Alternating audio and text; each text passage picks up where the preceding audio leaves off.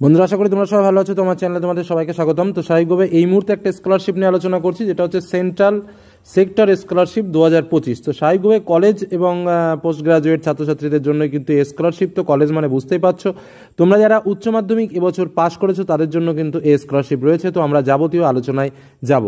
তো স্বাভাবিকভাবে এই স্কলারশিপটা কী এবং কাদের জন্য সেটাও বলে রাখি। নিয়মিত স্নাতক যারা রেগুলার কোর্সে ভর্তি হচ্ছ, বিভিন্ন পাশে বা অনার্সে বা অন্যান্য ক্ষেত্রে বা পিজিতে, সেই কলেজের ছাত্রছাত্রীরাই কিন্তু তাদের পড়াশোনা চালিয়ে যাওয়ার জন্য যে আর্থিক সহায়তার প্রয়োজন হয়, তারা কিন্তু এই স্কলারশিপটা অ্যাপ্লাই করতে পারে, যেটা হচ্ছে সেন্ট্রাল সেক্টর স্কলারশিপ 2025-এর জন্য আবেদন করতে পারে। এবং ভারত সরকার মন্ত্রণালয় 2008 সালে কিন্তু এই স্কলারশিপ চালু করেছিল। তো স্বাভাবিকভাবে যেটা তোমাদের বলার, এবং এই স্কলারশিপ কিন্তু অনলাইনে আবেদন করতে হয় এবং এটা একটা গভর্নমেন্ট স্কলারশিপ। স্বাভাবিকভাবে অনেক টাকাই এই স্কলারশিপে পাওয়া যায়, 70,000 টাকা মতো এই স্কলারশিপে পাওয়া যায়। কিন্তু যেহেতু এটা তোমার অনার্স বা 3 ইয়ার্স বা 4 ইয়ার্স বা তোমার শুধু অনার্স বা পাসও কিন্তু অ্যাপ্লাই করতে পারে, বা কোনো প্রফেশনাল ভালো কোর্সের থাকলেও তারাও অ্যাপ্লাই করতে পারে, বা পিজি স্কেলে যেটা রয়েছে সেটা 2 বছরের কোর্স, সেখানেও কিন্তু তারা অ্যাপ্লাই করতে পারে। তো যারা অ্যাপ্লাই করবে স্বাভাবিকভাবে তাদেরা কিন্তু এই 3 বছর ধরেই কিন্তু এই টাকাটা পাওয়া যায়, শুধু রিনিউ করতে হয়। তো কিভাবে আবেদন করতে হবে সে সম্পর্কে এবার তোমাদের একটু জানাই। দেখো, এটার নাম সেন্ট্রাল স্কলারশিপ। কি যোগ্যতা রয়েছে প্রথমে সেটা একটু দেখে নিই। নিজের বোর্ড পরীক্ষা থেকে দ্বাদশ শ্রেণীতে 10+2 প্যাটার্ন ক্ষেত্রে সফল শ্রেণীদের 80% ওপরে নম্বর হতে হবে। এটা কিন্তু ভাইটাল বিষয়। 80%-এর ওপরে নম্বর হতে হবে, অর্থাৎ আমাদের উচ্চ মাধ্যমিক ক্যান্ডিডেট যারা 500-র মধ্যে 400 মার্ক পেয়েছো তারা কিন্তু এই অ্যাপ্লিকেশন তোমরা করতে পারো। নিয়মিত স্নাতক বা শিক্ষা কোর্স অনুসরণ করতে হবে। সেটা তুমি আর্টস থেকেও যেতে পারো, কমার্স থেকেও যেতে পারো, বা সায়েন্স থেকেও যেতে পারো, সমস্ত ক্ষেত্রেই কিন্তু পড়তে হবে। বার্ষিক পারিবারিক আয় 4.5 লক্ষের কম হতে হবে। অন্য কোনো বৃত্তি বা কোনো ধরনের ফি ফেরত না পাওয়া, মানে অন্য কোনো স্কলারশিপ তুমি না পেলে কিন্তু হবে না, কারণ অনেকে বলে আমি নবান্ন করবো, সে নবান্ন তুমি যদি পাও তাহলে এটাতে করতে পারবে না। এবার যেটা হচ্ছে যে কত পাবে, প্রথম 3 বছরের জন্য বার্ষিক 12,000 টাকা এবং চতুর্থ পঞ্চম বছরের জন্য বার্ষিক 20,000 টাকা। অর্থাৎ মোট কিন্তু দেখো, ফার্স্ট ইয়ারে 12,000, সেকেন্ড ইয়ারে 12,000, থার্ড ইয়ারে 12,000, ফোর্থ ইয়ারে 20,000, ফোর্থ ইয়ার মানে যদি কারো ধরো কেউ অনার্সে পড়ছে, তাহলে অনার্সে ফোর্থ ইয়ার আছে, তখন সে 4তম বছরের যে টাকাটা সেটা পাবে। আবার ফিফথ ইয়ার মানে ধরো কেউ অনার্স করেনি, পাশে পড়ছে, তখন সে ফিফথ ইয়ারের টাকা পাবে। মানে মোট 5 বছর কিন্তু টাকা দেওয়া হবে, এই হলো কথা। কিন্তু পরপর করে যেতে হবে। প্রথম 3 বছর 12,000 করে এবং তারপরে 2 বছর হচ্ছে 20,000 করে টাকা দেবে। আচ্ছা, আবেদনের লিঙ্ক হচ্ছে scholarship.gov.in। কি বললাম, আর আমি এই লিঙ্কটা দিয়ে দেবো, এখান থেকেও তোমরা পেয়ে যাবে।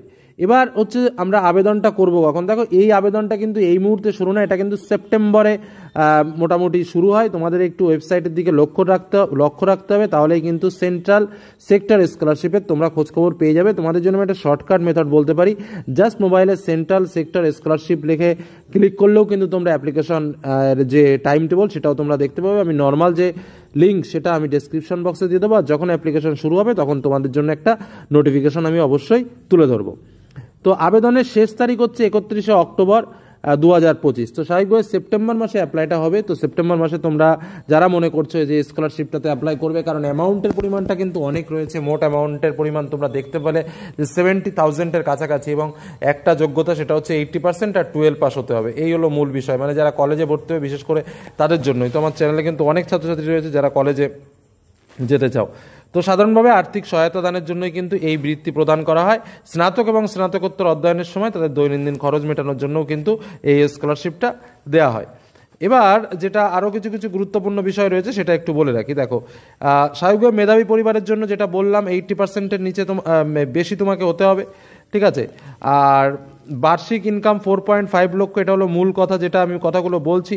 আচ্ছা, এবার এদের যে সিট সংখ্যা, যদি তুমি এসসি হও সেক্ষেত্রে তোমার জন্য 15%, মানে সেক্ষেত্রে আবার একটু সুযোগটা বেশি থাকলে এসসি হলে 75%, অনগ্রসরের জন্য 27%, হ্যাঁ, তারপরে প্রতিবন্ধী হলে 40%, মানে এরকমভাবে সিট সংখ্যা আবার বাধা থাকে।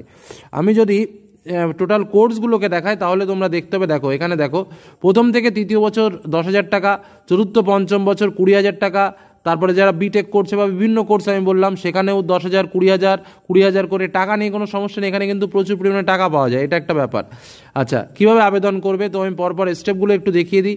প্রথমে হচ্ছে এনএসপি ওয়েবসাইট অর্থাৎ scholarship.gov.in, এই যে স্কলারশিপটা রয়েছে দেখো এখানে যাবে, এখানে গিয়ে তোমাকে প্রসেস শুরু করতে হবে। তারপর প্রথমে এই এরকম একটা যে পেজ দেখতে পাচ্ছ এরকম একটা পেজ আসবে, তারপর স্টুডেন্ট বলে যে জায়গাটা রয়েছে, এই যে ধরো স্টুডেন্ট বলে যে জায়গাটা, এখানে ক্লিক করতে হবে। তারপরে ওখানে ক্লিক করলে স্টুডেন্টের মধ্যে এই তিনটে খুলবে, অ্যানাউন্সমেন্ট, OTR, আর একটা হচ্ছে অ্যাপ্লাই ফর স্কলারশিপ। তো এই লগ ইনে ক্লিক করতে হবে। তারপরে যথারীতি লগ ইন ক্লিক করার পরে তারপরে এরকম একটা পেজ খুলবে, ঠিক আছে। এখানে অন টাইম যে রেজিস্ট্রেশন আছে সেই অন টাইম রেজিস্ট্রেশন করতে হবে, পাসওয়ার্ড দিতে হবে, ক্যাপচা দিতে হবে, দিয়ে আবার লগ ইন করতে হবে। তারপর যথারীতি এখানে মোবাইল নম্বর ইনপুট করতে হবে, আমি বলে দিই এখানে মোবাইল নম্বর ইনপুট করতে হবে এবং নিচের কিছু ক্লিক করে দিতে হবে। ক্লিক করে দিয়ে মোবাইলে একটা ওটিপি আসবে, সেই ওটিপি সেখানে দিতে হবে। তারপর সেখান থেকে রেজিস্টার করতে হবে এবং রেজিস্টার করার পর ধীরে ধীরে যে পরবর্তী স্টেপগুলো আছে সেইগুলো দিতে হবে, ওটিপি ক্যাপচার সেগুলো ইনপুট করে তারপরে নাম, লিঙ্গ, জন্ম তারিখ, মাতার নাম, বাবার নাম, ইমেল আইডি এইগুলো দিতে হবে এবং লাস্টে সাবমিট বোতামে বা ভেরিফাই বোতামে ক্লিক করতে হবে এবং তারপর যথারীতি একটা রেজিস্টার নম্বর দিয়ে দেবে, সেই রেজিস্টার নম্বরটা তোমাকে সেভ করে রাখতে হবে, এটাই হলো মূল কথা। আর তারপরেই কিন্তু অটোমেটিক্যালি তুমি যেহেতু ইমেল টিমেল দিয়ে দিলে সেইগুলো কিন্তু অটোমেটিক্যালি এখানে নিয়ে নেবে ব্যাংকের অ্যাকাউন্টগুলো। এখানে সমস্ত একটা বড় প্রসেস রয়েছে, এটা অনলাইনে তোমাকে ফিল আপ করতে হবে, এভাবে কিন্তু তোমরা ফিল আপ করে যাবে। আমি জাস্ট তোমাদের সামনে একটু দেখিয়ে দিচ্ছি, ঠিক আছে। এইভাবে কিন্তু তোমাকে কমপ্লিটলি ফিল আপ করে দিলেই কিন্তু কাজ কমপ্লিট হয়ে যাবে এবং স্বাভাবিকভাবে তোমরা কিন্তু টাকাটা পেয়ে যাবে। আর ইমেলও তোমরা করতে পারো, ইমেলের ঠিকানাটাও আমি দিয়ে দিচ্ছি, ns1scholarship@gov.in, এখানে তোমরা ইমেলও করতে পারো, ঠিক আছে। আর যেটা বিষয় সেটা আমি বললাম যে উচ্চ মাধ্যমিক পাস করার পরেই কিন্তু এই আবেদন। তবে অনেকে আবার বলে যে স্যার আমার ফার্স্ট ইয়ার চলছে, আমি কি সেকেন্ড ইয়ারের জন্য অ্যাপ্লাই করতে পারি? তারাও কিন্তু অ্যাপ্লাই করতে পারে, কারণ আয়ের কোনো বাধ্যবাধকতা নেই, এটা কিন্তু মূল বিষয়। পারিবারিক আয় 4.5 লক্ষের নিচে দেবে। আর আরেকটা বিষয় যেটা হচ্ছে, এই পয়েন্টটা কিন্তু খুব ইম্পর্টেন্ট, যেটা হচ্ছে প্রথম আজকে ধরো আমি 75% বা 85% পেলাম, ঠিক আছে, কিন্তু পরের বার আমি 80% পেয়ে আমি অ্যাপ্লিকেশন করলাম, স্যার পরের বার আমি 80% পেলাম না, সেটাকে নিয়ে কোনো ব্যাপার নেই, পরের বার তুমি 50% যদি পাও তাহলেই কিন্তু এই স্কলারশিপটা রিনিউ থাকবে। বোঝা গেল কি বললাম? আর একটা বিষয় যেটা তোমাদের বলার দরকার, যে তুমি যে কলেজে বা এখানে ভর্তি হলো সেখানে কিন্তু 75% উপস্থিতি থাকতে হবে, এটার একটা প্রুফ কিন্তু রিনিউ করার সময় দিতে হয়, ঠিক আছে। তারপরে যেটা বললাম আবেদনের শেষ তারিখ হচ্ছে 31 অক্টোবর, সেটাও তোমাদের সামনে শেয়ার করলাম। তো এই হলো মূল বিষয়, বাদবাকিটুকু তোমরা যদি মনে করো ওয়েবসাইটে গিয়ে দেখবে, সেখানেও কিন্তু তোমরা দেখতে পারো। তো সম্পূর্ণ ডিটেলস আমি তোমাদের সামনে তুলে ধরলাম। সেপ্টেম্বরে অ্যাপ্লিকেশন, চ্যানেলের সঙ্গে থাকো, অ্যাপ্লিকেশন যখন হবে তখন আমি একটা নোটিফিকেশন দিয়ে দেবো। আর যাদের এই পার্সেন্টেজটা রয়েছে তারা কিন্তু অ্যাপ্লিকেশন অবশ্যই করতে পারো, কোনো রকম কোনো সমস্যা নেই, খুব ভালো একটা স্কলারশিপ, এর আগেও কিন্তু ছাত্রছাত্রীরা পেয়েছে, আশা করি তোমরাও পাবে। ধন্যবাদ।